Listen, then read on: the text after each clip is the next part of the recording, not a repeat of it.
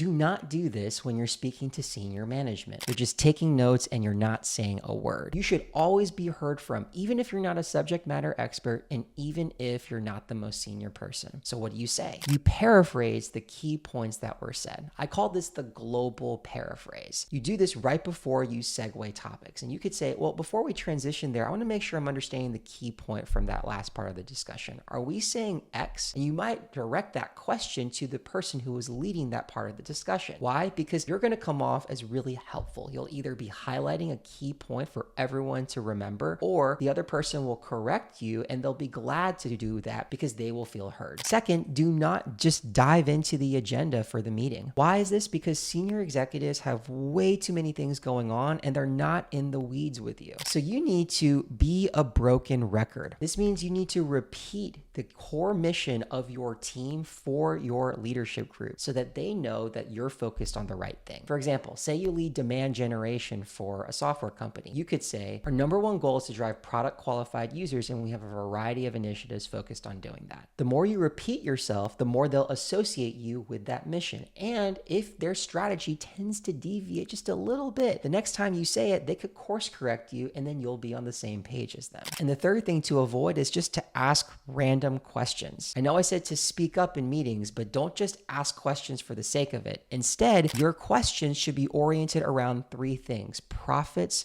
market, and exposure. In other words, is what you're asking tied directly or indirectly to increasing revenue, decreasing costs? Is it tied directly or indirectly to increasing market share or decreasing the time to market? Or is it directly or indirectly related to exposure? In other words, increasing brand exposure or exposure to customers, or decreasing risk exposure. These are the key levers that executives care about. And if you're not tying your communication to those levers, then you're missing out on the most important thing. If you want more tips on speaking to senior management, subscribe to the Career Comms newsletter. I share in-depth communication strategies for career advancers every single Saturday, and the link's in the bio.